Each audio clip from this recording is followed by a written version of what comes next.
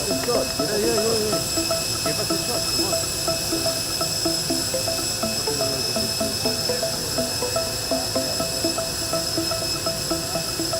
It's okay.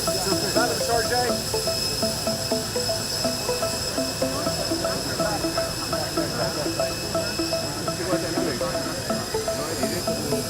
No me sirve.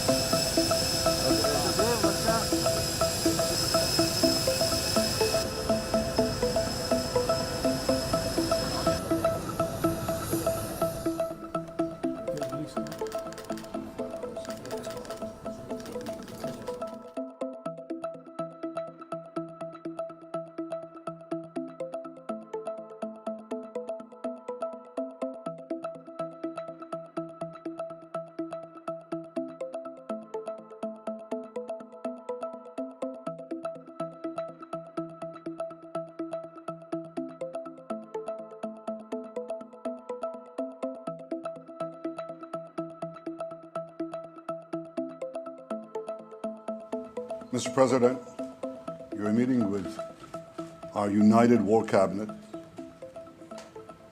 united and resolved to lead Israel to victory.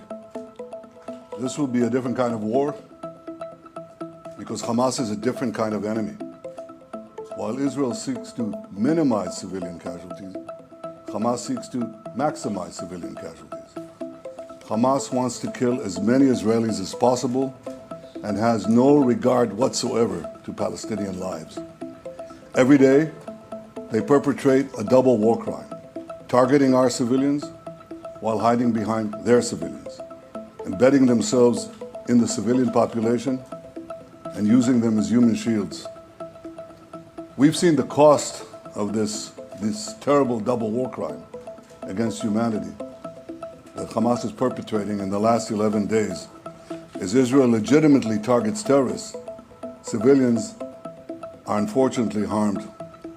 Hamas is responsible and should be held accountable for all civilian casualties.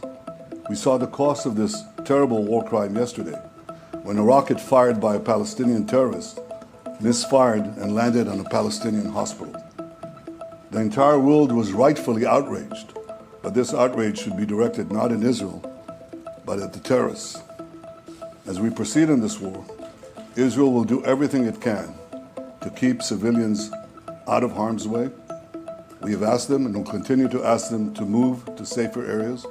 We'll continue to work with you, Mr. President, to assure that the minimal requirements are met, and we'll continue to work together to get our hostages out.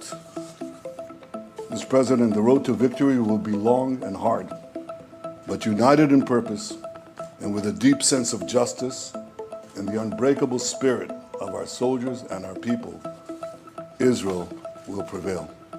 Thank you, Mr. President. Well, thank you, Mr. Prime Minister. In the wake of Hamas's appalling terrorist assault, it was brutal, inhumane, almost beyond belief what they did. This cabinet came together and standing strong, standing united, and I want you to know you're not alone. You are not alone.